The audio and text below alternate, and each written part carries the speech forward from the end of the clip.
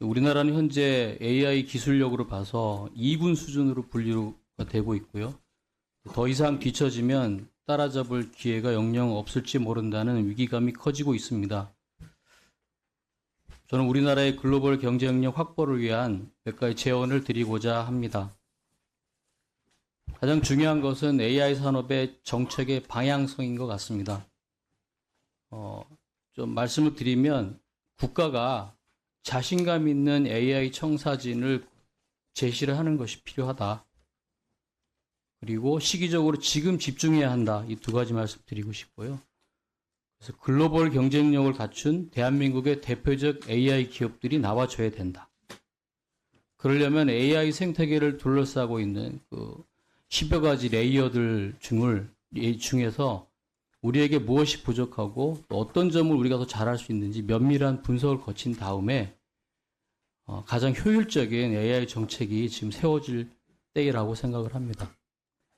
잘 아시는 것처럼 미국 같은 경우에는 트럼프 2기 출범 이후에 AI 산업에 대해서 전폭적인 지원이 이루어지고 있습니다.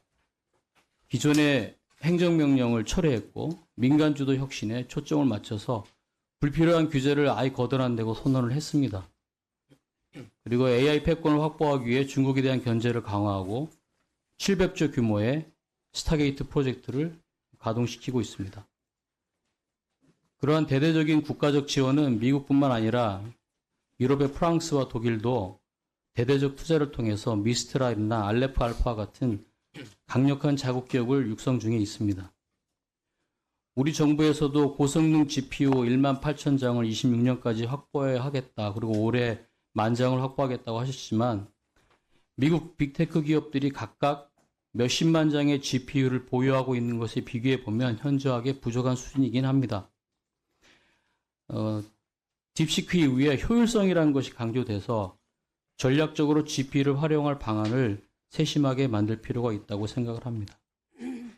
그리고 결국엔 사람이 하는 일이기 때문에 가장 중요한 것은 저는 적극적으로 인재를 육성하고 확보하는 방안이 필요하다. 우리나라 인재 유치 매력도가 하위권으로 평가받는 등 이 부분에 있어서 상당히 뒤처져 있고 우수한 인재들이 해외로 나가고 있고 우리나라가 AI 인재 면에서 순유출국으로 전락을 한 상태입니다. 우수한 인재를 유치하기 위한 적극적 정부 시책이 따라줘야 된다고 생각하는데요. 미국은 오래전부터 스템 분야 인재에 대해서 비자 여건 간소화, 거주 취업 기회 확대 그런 정책을 오래 시행해왔고 중국은 주택 구입 보조금 그리고 경우에 따라 다르긴 하지만 5억에서 9억 원에 달하는 파격적 보너스를 지급해가면서 해외 인재들을 빨아들였습니다.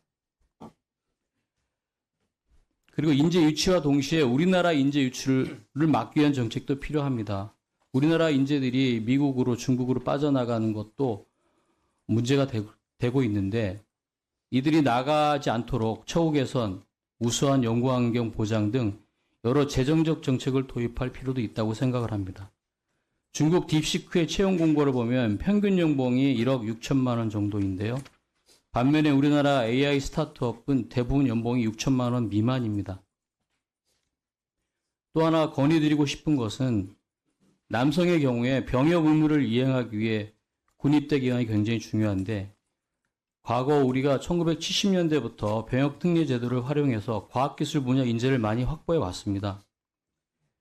병역 특례 인재들은 그동안 자동차, 조선, 반도체, IT에 이르기까지 기술력 경쟁력을 확보하는 데 많은 기여를 했습니다. 저 스스로도 IT 기업 종사 25년 정도 했는데 우리나라의 현재 세계에 몇 안 되는 자국 플랫폼 보유국이 될 수 있었던 것은 그 당시에 병역 특례 제도가 큰 몫을 했다고 생각을 하고 있습니다.